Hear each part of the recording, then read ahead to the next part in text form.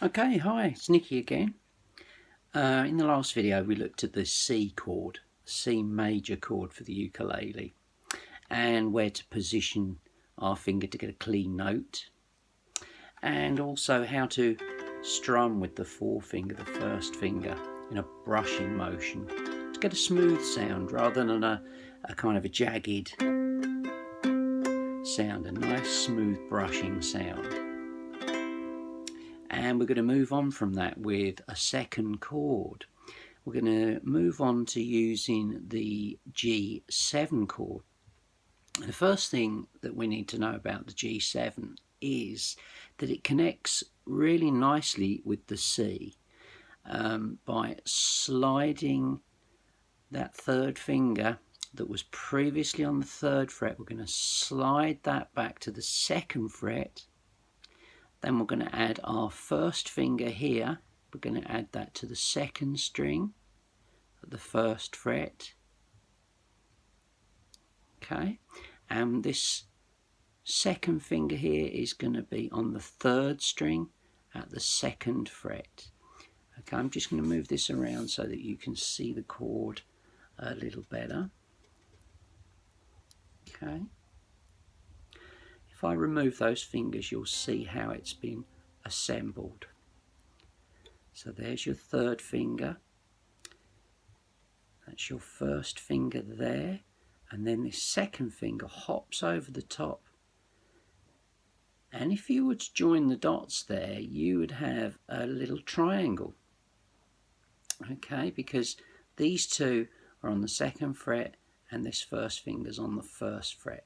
So you'll have a nice triangular shape. The secret of these two chords really is this little slide that enables you to close your hand up, press down, get the G7, lift these two fingers off, slide it forward, get the C again. Okay, tricky manoeuvre at first. If you've never done a chord change, this is going to be a little bit of a learning curve, and it'll take as long as it takes for you to get it right until you're happy with it. But once you commit it to muscle memory, you'll find that you'll be able to just slide backwards and forwards, closing your fingers up and assembling the chord, lifting them off and sliding over to the C. G7, C, G7. If you just get used to doing that, you'll find that you'll be able to move more slowly between, more smoothly, I should say, between those two chords. Because a lot of the time, what happens is when you learn to play from a book maybe, or maybe another video online, you find that you see how a C major is formed, you see how a G7 is formed, but you kind of imagine that you've got to lift your fingers off and then make a fresh chord from the start, take these fingers off, reassemble. And if you do that, there's no connection, there's no link between those two chords.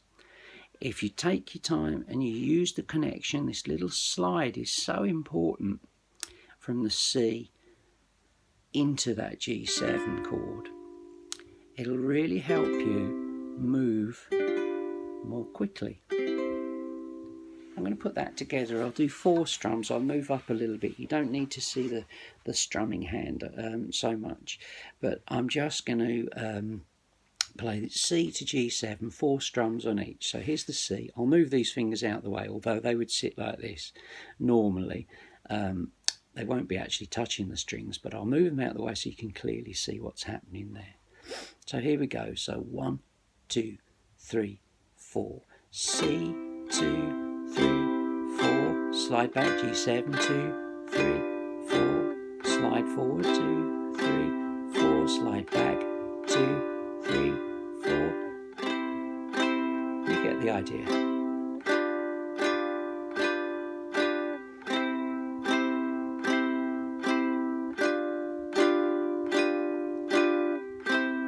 sometimes when you're practicing, it's a good idea to put more beats in on each one to give you more thinking time before you change chords. So you could do 8s, for instance. 1, 2, 3, 4, 5, 6, 7, 8. Slide down and change. 2, 3, 4, 5, 6, 7, 8. Slide up. 2, 3, 4, 5, 6, 7, 8. Slide down.